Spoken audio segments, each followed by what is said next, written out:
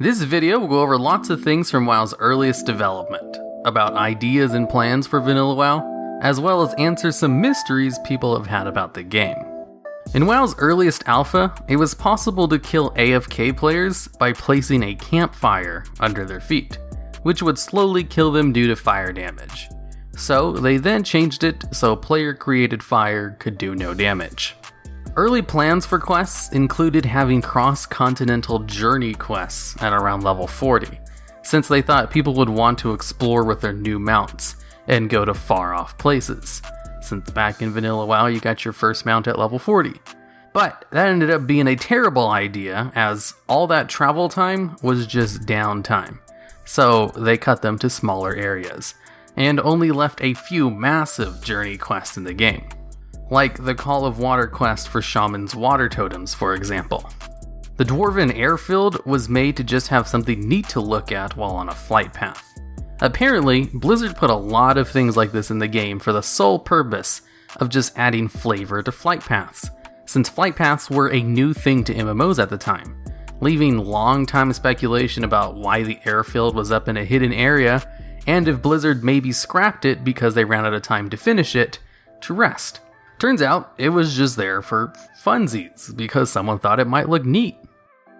When thinking of what to do for the vanilla cinematic, Chris Metzen really wanted to do a feature showing the Titans creating the world, which was shot down to instead focus on the various races and classes of the game. The first expansion was going to be the South Seas, with pirates and stuff, because that's also when the Pirates of the Caribbean movies came out for the first time and were super popular.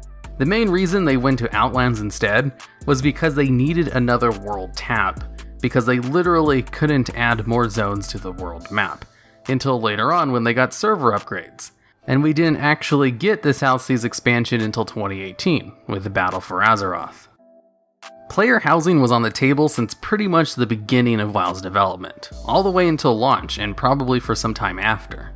But some of the reasons they decided not to have it in Vanilla WoW was because they thought it was too much time and effort for something that wasn't really important, and because they thought it was a dead-end system, and they couldn't find a way to make it fun, whatever that means. But there is also confirmation that the unused portal in Stormwind from pre-Kata WoW was indeed supposed to take you to your player housing. There were 3 additional planned races for Vanilla WoW, with Naga, Goblins, and Demons being cut from the game. Naga because there was too many problems with them when it came to armor, as pants and boots wouldn't work with their snake-like tails, and sitting them on mounts was a challenge. Demons were supposed to be shapeshifters, but that would require too much work to implement, so it was easier to just cut them out of the game. And Goblins were cut because they wanted the starting zone to be amazing and have all kinds of machines and gizmos, but they wouldn't be able to reuse all that they had planned. So it would be too much work to have all of those things created for just one zone, so they were put on hold until Cataclysm instead. Ogres were also considered for a playable race for a short time, but no one could think of a good model for female ogres, so instead of solving that problem, it was just dropped. Plus, the Horde already had Tauren as a big race, and they didn't want to give them 2 of them, as ogres have historically been part of the Horde. Alteric Valley was the first battleground Blizzard worked on, but it wasn't ready in time for launch, so it was pushed back into a later patch and released alongside Warsan Gulch. Achievements were planned to be part of Vanilla WoW, but were put on hold alongside PvP, hero classes, multi-classes, guild raid content, and player housing. As PvP wasn't balanced for WoW's launch, it was considered put on hold, along with any kind of reward systems for PvP, which weren't added until later patches. Hero classes were tried with Death Knights and quickly abandoned for being too overpowered. Multi-classes never happened, alongside guild raids and player housing. When putting fishing into the game, they were nervous that hackers could use it to disrupt the economy, as it was the only activity in the game which gave rewards that could be performed without risk. That's why they also added a little mini-game of clicking the bobber when you caught something, in order to make it harder for hackers to automate. Dead Mines was one of the first playable dungeons, and the devs liked it enough to use it as a benchmark for how long other dungeons should be, and that high-level dungeons should be longer than it. Blizzard made sure their high-level dungeons were the biggest, That's why in future versions of the game, they cut those old high-level dungeons into parts when putting them into the LFG tool, as they were too big. After the launch of the game, players liked the small, quick dungeons the best, like the different wings of the Scarlet Monastery.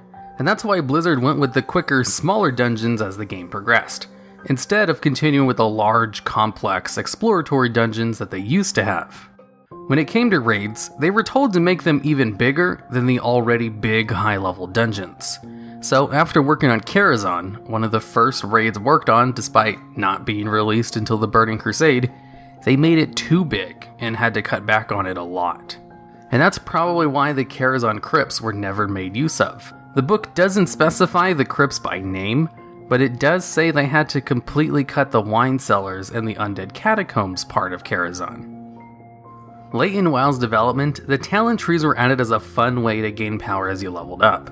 Before, they had a system that allowed you to spend points into various stats, but no matter what they did to make fun alternative stats, people would always just spend all of their points into the best ones. So warriors would only put points into strength, and mages only into intellect, which ended up not being very fun. So they were scrapped and the talent trees were added instead. And that's probably why so many specs were useless in Vanilla WoW.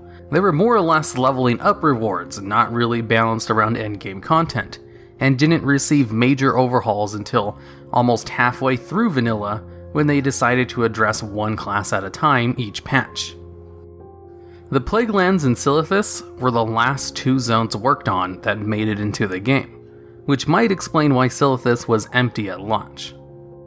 The last zone being worked on before Vanilla WoW launched was the Emerald Dream, which was eventually just scrapped as they weren't happy with how it turned out. They wanted it to be this dreamlike place where anything could happen, but it ended up just looking kind of goofy and really green, so they abandoned the idea as it was too hard to realize. The Emerald Dream was never actually added as a zone at all, despite its major lore relevance, but it did make it into the game in other ways, as part of it can be entered in the Emerald Nightmare and the Druid Order Hall. The death effects of the world going all gray and spooky were added after the dev team saw the Lord of the Rings movie, and liked how the effect was used in the movie. Vehicles were planned to be a feature in vanilla PvP, but they couldn't figure out a way to make it work. Vehicle combat didn't make it into the game until Wrath, when it was used for 3 battlegrounds, and then never used in a battleground afterwards, since people didn't actually like vehicle combat very much. The Horde stuff was worked on last, so it didn't receive anywhere near as much polish as the Alliance zones, and even had less content in some areas. On screen, you can see a copy I made of one of the earliest maps of Azeroth made, because the image in the book was really low quality and hard to see, while still in the planning stages of WoW before anything else was made. The first biggest thing that stands out is the giant continent of Ulduar below a quarter-sized Kalimdor. Ulduar was eventually turned into a raid in Northrend during Wrath of the Lich King, and is located at this point on the map. But it seems like Blizzard might have had some much bigger plans for it. Kalimdor was also about 1/4 the size in this version than it was in the final map, but then again, Ulduar was down there taking up all its space, so that makes sense. Nazjatar, the Naga homeworld, was in the middle of the map instead of the Maelstrom, which was oddly off to the side in between the Undermine and Tomb of Sargeras. The Undermine is the name of the underground city below the Goblin starting zone of Kazan. And finally, Kulturas was a much smaller island nation in the bay between Azeroth and Lordaeron, as Kulturas has always been an important island in lore, even though we didn't actually go there until very recently in-game. And of course, the Eastern Kingdoms was known as Azeroth before it was changed to the name of the whole planet, but everyone already knew that. The Molten Core raid was created really late in development as kind of an afterthought. One day they asked the dungeon designer if he could make a quick raid, as simple as possible, because they needed it ASAP, and players, sadly, didn't really care about how it would look. They just needed a big cave. So Molten Core was created in 1 week, the fastest of any dungeon or raid in the game, and players universally loved it and its design. In fact, Molten Core was also the smallest dungeon file, 1/4 the size of the second smallest dungeon, despite being a raid. When testing Molten Core with a raid of devs, they couldn't get past the trash without wiping multiple times. It's not that the trash was overtuned or anything, it's just everyone was really bad, so Molten Core was the first and last raid tested in-house by developers. Also, as a side note, while they were testing Molten Core, they used player-created DPS meter add-ons to measure their combat numbers, rather than make one of their own. Alright, and that's the end of the video. All of this information comes from an early copy of a book called The WoW Diary that I received, a book written by a dungeon designer who worked on Vanilla WoW that goes over a lot of what happens in WoW's development. It's a really good read on what went into making the game, and if you want to read it for yourself, I'll have a link to the Kickstarter for the book in the video description, or a link to the book itself if you're watching this in the future.